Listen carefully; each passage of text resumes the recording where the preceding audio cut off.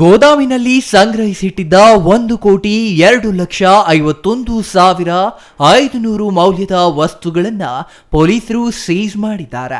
ಕಾರ್ಯಾಚರಣೆಯಲ್ಲಿ ಮಾಣಿಕ್ ಚಂದ್ ಹಾಗೂ ವೆಮಲ್ PAN masala, ಸಾಲಾರ PAN masala ಜೊತೆಗೆ ಪೌಚ್ ಪ್ಯಾಕೆಟ್ ತಯಾರಿಸುವ ತಲಾ 80,000 ಮೌಲ್ಯದ ಒಟ್ಟು 13 ಯಂತ್ರಗಳು, 25 ಕ್ವಿಂಟಾಲ್ ಅಡಿಕೆ ಪುಡಿ ಸೇರಿ ಭಾರೀ ಪ್ರಮಾಣದಲ್ಲಿ ಪಾನ್ ಮಸಾಲಾ ಜಪ್ತಿಯಾಗಿದೆ.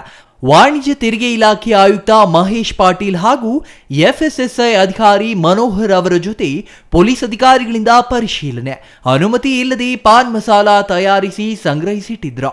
ಪ್ರಕರಣಕ್ಕೆ ಸಂಬಂಧಿಸಿ ಆರೋಪಿಗಳಾದ ಖುಸ್ರು ಹಾಗೂ ರಾಜು ಎಂಬುವರನ್ನ ಪೊಲೀಸರು ಬಂಧಿಸಿದ್ದಾರೆ. ಎನ್ಟಿಪಿಎಸ್ ಅಡಿಯಲ್ಲಿ ಪ್ರಕರಣವನ್ನ ನ್ಯೂಟನ್ ಪೊಲೀಸರು ದಾಖಲಿಸಿದ್ದಾರೆ. ಎಸ್ಪಿ ಚನ್ನಬಸವಣ್ಣ ಲಂಗೋಟೆಯವರ ಮಾರ್ಗದರ್ಶನದಲ್ಲಿ ಬೀದರ್ ವಿಭಾಗದ ಡಿವೈಎಸ್ಪಿ ಶಿವನಗೌಡ ಹಾಗೂ ಪಿಎಸ್ಐ ವಿಜಯಕುಮಾರ್ ನೇತೃತ್ವದಲ್ಲಿ ಕಾರ್ಯಾಚರಣೆ ನಡೆಸಲಾಗಿದೆ. ಚಂದ್ರಯ್ಯ ಸ್ವಾಮಿ, ಸಿಟಿವಿ ನ್ಯೂಸ್, ಬೀದರ್.